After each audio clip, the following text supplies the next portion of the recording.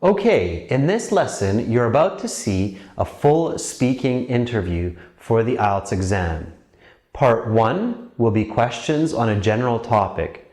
Part 2 will be questions with a cue card on a specific topic. And Part 3 will be questions related to Part 2. This candidate is a native Chinese speaker who would likely score about a 7 to a 7.5. After the interview, I will explain what parts she did well and in which areas she could improve. First, let's take a look at the interview. Let's look and listen now. Yes, come on in. Hello. Hi. How are you doing? Good, thanks. I'm good. Excellent. My name is Adrian. I'm going to be your examiner for this speaking part of the IELTS exam. May I start with your name, please? Sure, my name is Gina. Okay, nice to meet you, Gina. I'm going to record this part of the exam for marking purposes. Is that okay? Yes. All right. Okay, so the speaking interview will take about 12 to 15 minutes, okay? There are 3 parts. I'll give you instructions for each part. May I see your passport, please? Sure. Thank you.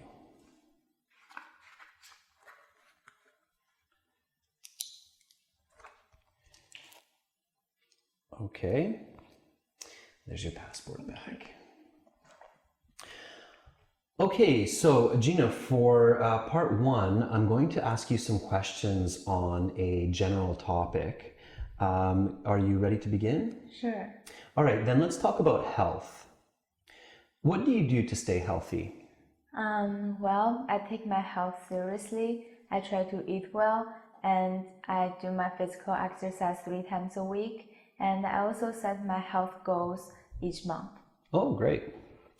Do you believe that physical exercise is important for health?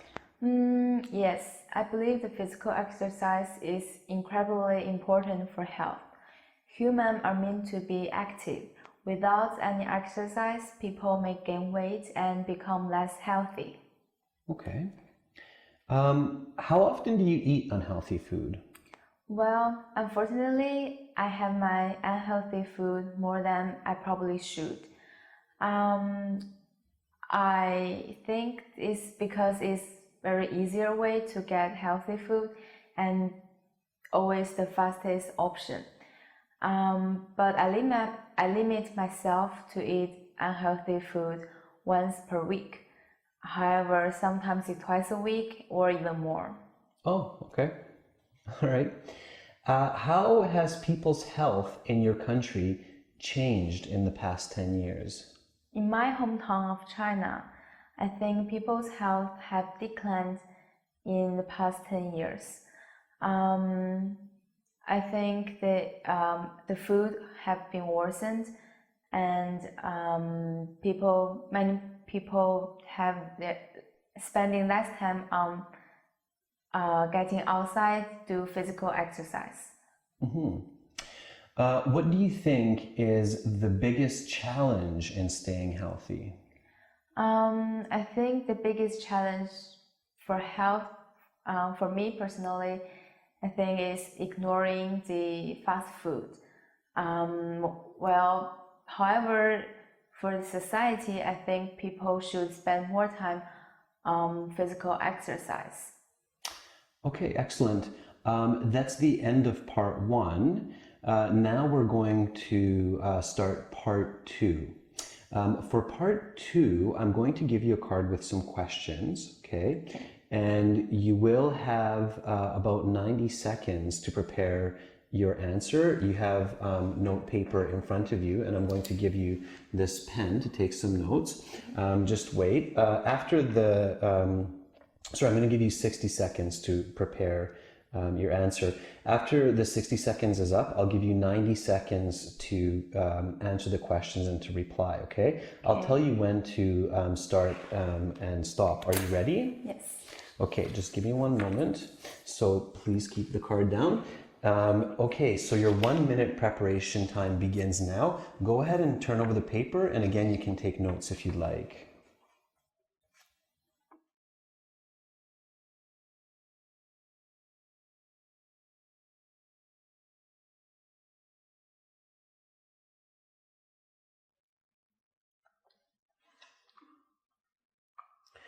Okay, Gina, your 1 minute preparation time is up. You have 90 seconds to answer the questions. Please begin speaking. I grew up in the city of Guangzhou, located on Pearl River. It's near Hong Kong, in the southeast of China. Guangzhou is a very big city. I think it's about 40 million people. With such a population, causes a number of problems. Overcrowding is one for sure. There are so many people in just like small area. With overcrowding, it comes the issue of cleanliness. Well, the authorities do a great job on keeping the city clean for most part. Oftentimes, there are the issues in this regard. That said, there are many awesome aspects of Guangzhou. It is a vibrant city with awesome restaurants and nightlife. And people are very kind-hearted. I think the underrated aspect of Guangzhou, in my opinion, is the architecture. I think it's notable and interesting to look at. One memory that sticks out for me growing up in Guangzhou is getting lost in the local market as a child in the care of my grandma.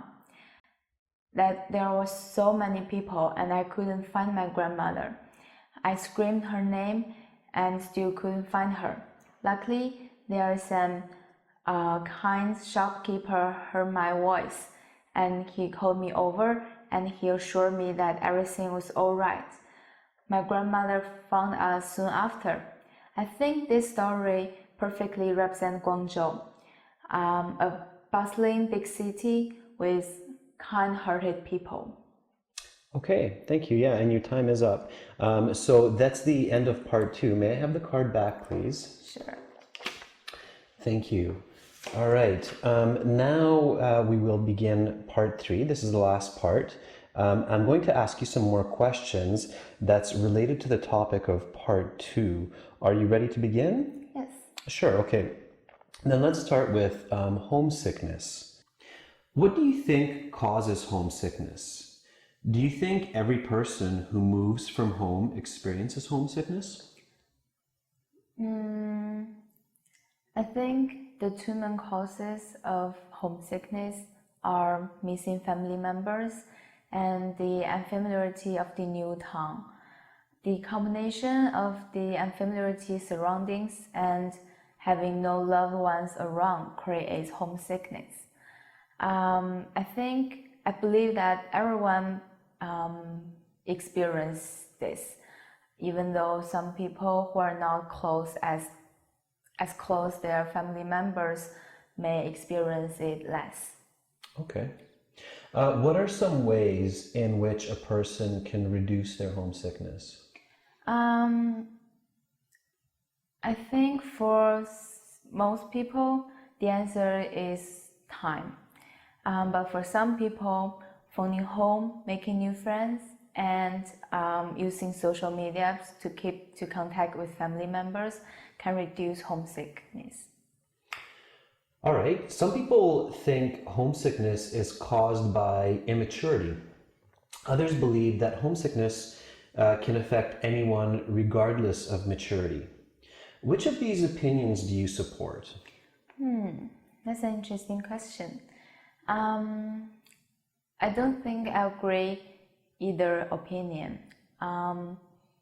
Everyone may get homesickness, and when people move away from their hometown, they will miss their family members for sure.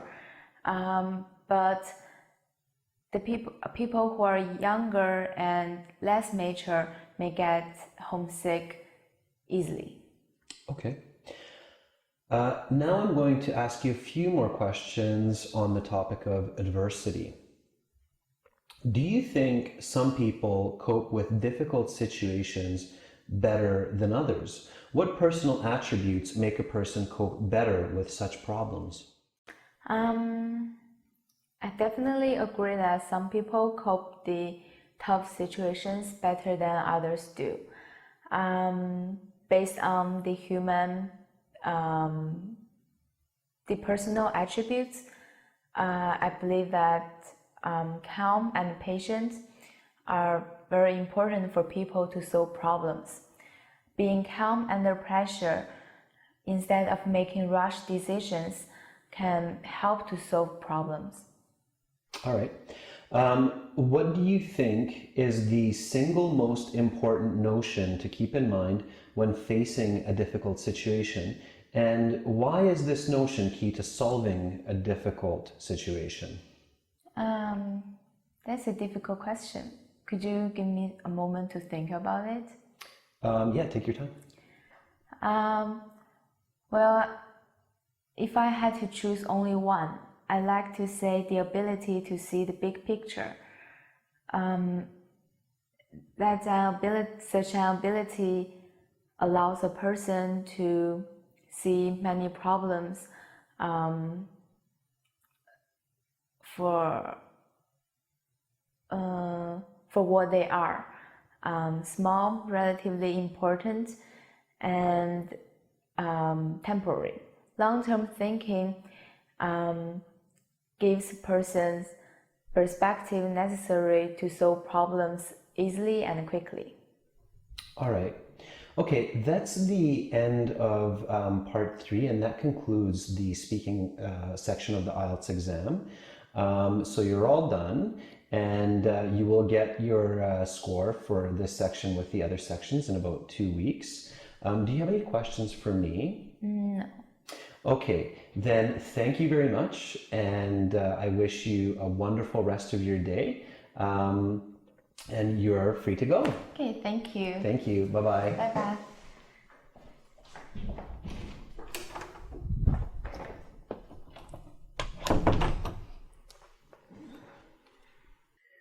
Okay, so now that we've seen the interview, let's talk a little bit about what you need to do to get a good score on the speaking section of the IELTS exam. And let's talk a little bit about what this candidate did well in the interview and what she could improve. Again, just some review. Remember that there are 3 main components the IELTS examiners are looking for when they assess the overall score. They're looking for coherence, which is perhaps the most important, meaning how clear your communication is. And this also looks at accuracy. Accuracy is a very, very important part of getting a good score in this part of the exam. You must make sure that questions are answered specifically and accurately, and you don't go off topic.